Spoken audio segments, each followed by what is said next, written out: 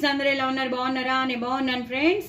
పప్పు పులుసు, ములక్కాడ పప్పు పులుసు అద్రిపోతుంది. లేదా ములక్కాడ సాంబార్ అయినా అనుకోండి.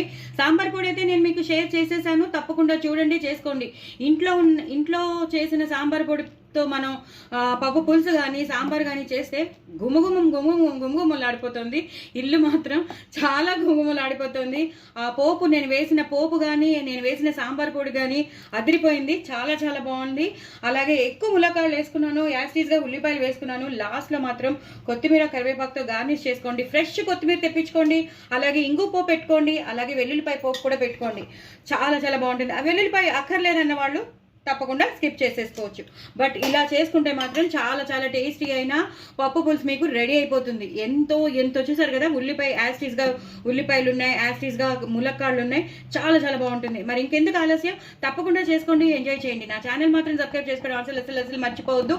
వేడి అన్నంలో కలుపుకుని అప్పడాలు, చల్లమిరపకాయలు నంచుకుంటే చాలా బాగుంటుంది. వడియాలు నంచుకుంటే చాలా బాగుంటుంది. అలాగే ఆవకాయ, కొత్త ఆవకాయ పెట్టుకుంటాం, కొత్త ఆవకాయలో బాగుంటుంది. కందిపొడిలో బాగుంటుంది. కందిపప్పు పచ్చడి చేసుకుంటారు, అందులో బాగుంటుంది. ఇంకా చెప్పద్దు, అంత బాగుంటుంది. దీన్ని మీరు సాంబార్ అయినా అనుకోండి, పప్పు పులుసు అయినా అనుకోండి, బట్ చాలా చాలా టేస్టీగా ఉంటుంది. విపరీతంగా టేస్టీగా ఉంటుంది. పిల్లలైతే వదిలిపెట్టరు. ఇదే మెయిన్ మెనూ అయిపోతుంది.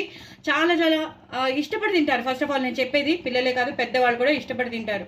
కానీ ఎక్కువ నెయ్యి వేసి పెట్టండి, చాలా చాలా బాగుంటుంది. మరి ఇంకెందుకు ఆలస్యం, నేను చేసిన సాంబార్ పొడితో వేసుకొని చేసుకోండి, చాలా చాలా బాగుంటుంది. నా ఛానల్ మాత్రం సబ్స్క్రైబ్ చేసుకోవడం అసలు మర్చిపోద్దు. బాయ్ అండి.